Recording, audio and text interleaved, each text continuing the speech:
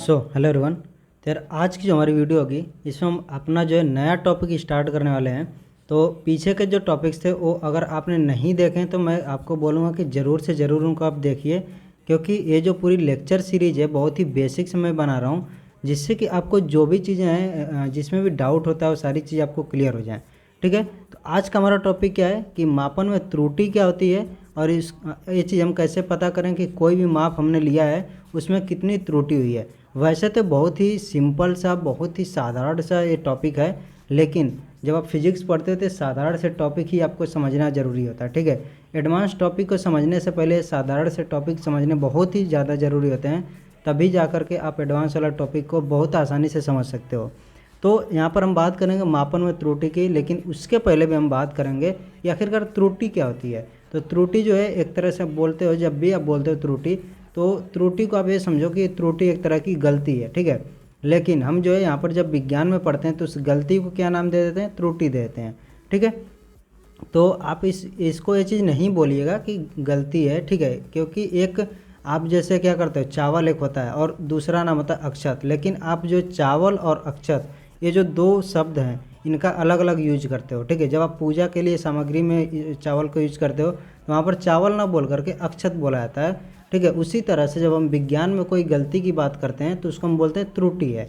ठीक है, तो त्रुटि का मतलब कि अगर मुझे जो है कोई भी चीज़, कोई भी काम मैं कर रहा हूँ और मुझे जो वास्तविक उसका जो रिजल्ट आना चाहिए था, जो वास्तविक परिणाम आना चाहिए था, उसके अलावा कोई और परिणाम मिलता है, तो हम बोलते क्या है कि उसमें कुछ ना कुछ गलती हुई है। ठीक है, उसमें कुछ ना कुछ त्रुटि हुई है।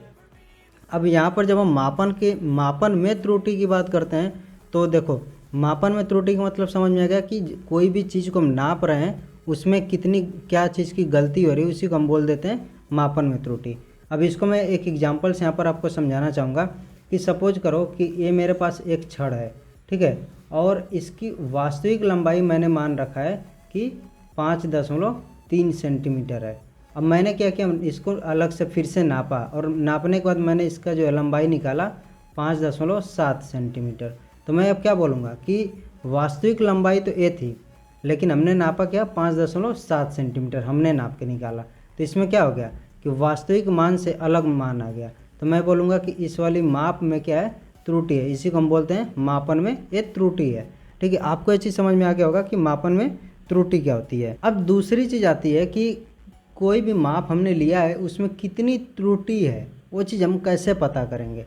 ठीक है, तो इसको पता करने के लिए आप क्या करोगे, आपके पास वास्तविक मान होगा और एक क्या होगा आपका ये प्रायोगिक मान भी इसको बोलते हैं, जो कि हम ये जो है नापते हैं। ठीक है, तो वास्तविक मान क्या होता है, जो कि एकदम जो है सही रिजल्ट होता है, सही परिणाम एकदम होता है, जो एक्चुअल में उसका मान होता है वो हमारा क्या होता है, उसको हम बोलते हैं वास्तविक मान। तो आपको बहुत बार ये चीज़ भी दिखने को मिलेगा, क्या है, वास्तविक मान।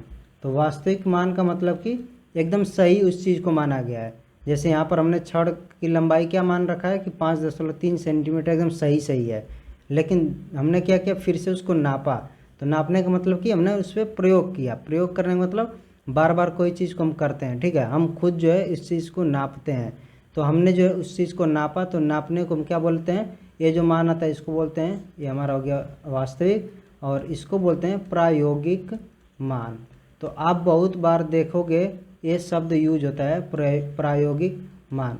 प्रायोगिक मान क्या हो गया कि जो हमने नाप रखा है। तो यहाँ पर जो ए है, तो त्रुटि हमारी क्या आ जाएगी, हम देखेंगे कि इन दोनों में अंतर कितने का है, वही हमारी त्रुटि होगी। तो यहाँ पर जो त्रुटि होगी वो क्या हो जाएगी, कितने की, 0.4 सेंटीमीटर की होगी। ठीक है, अब देखो त्रुटि जो है धनात्मक या फिर ऋणात्मक, ये दोनों इस तरह से नहीं हम लेते हैं कि सब मान लो कि हमने क्या किया, 5.3 में से 5.7 को घटाया तो क्या आ जाएगा, ऋण 0.4 आएगा। तो यहाँ पर आपकी त्रुटि ऋणात्मक आई। लेकिन अगर आपने 5.7 में से 5.3 घटाया होता तो आपकी क्या आती, 0.4। यहाँ पर धनात्मक आ रही है। तो त्रुटि आपकी जो है आप किसी में से किसी को भी घटा सकते हो। ठीक है, तो त्रुटि आपकी जो है यहाँ पर हम क्या लेते हैं, हमेशा धनात्मक लेते हैं। आप किसी में से किसी को घटा सकते हो। तो यहाँ पर जो आपका सूत्र बन के आता है वो क्या आता है, त्रुटि बराबर वास्तविक मान, और ये आपका होता है अंतर का संकेत होता है। ठीक है, इस तरह से। ये टिल्ट वाला अंतर का संकेत होता है। तो ये वाला आपका यहाँ पर चिन्ह हो गया इस तरह से अंतर वाला, ठीक है। और यहाँ पर आपका क्या हो जाएगा, प्रायोगिक मान। अब इस अंतर वाले चीज़ का मतलब क्या हुआ, इसको समझो।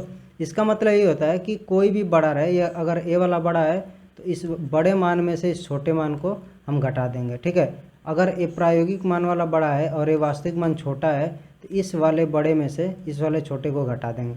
यानी कि हमेशा जो त्रुटि क्या आएगी, हमेशा धनात्मक आएगी, ऐसा नहीं है कि ऋणात्मक लिखेंगे, ठीक है। तो आई होप कि ये चीज़ आपको समझ में आ गया कि हमारी जो मापन में त्रुटि क्या आती है और त्रुटि के लिए जो सूत्र होता है, यानी कि त्रुटि हम कैसे निकालते हैं, किसी मापन में कितनी है, वो चीज़ भी आपको समझ में आ गया होगा, ठीक है। अब अगली जो हमारी वीडियो होगी उसमें मैं आपसे बात करूँगा अल्पतमांक के बारे में, ठीक है। ये भी बहुत ही अच्छा टॉपिक है, आपको ये चीज़ समझ में आनी चाहिए। बहुत बेसिक चीज़ें, लेकिन जब आपको समझ में नहीं आती है तो आप कोई भी सवाल नहीं कर पाते हो।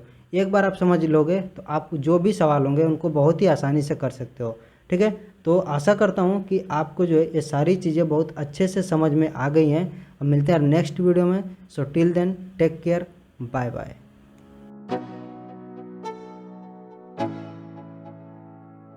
Let's go.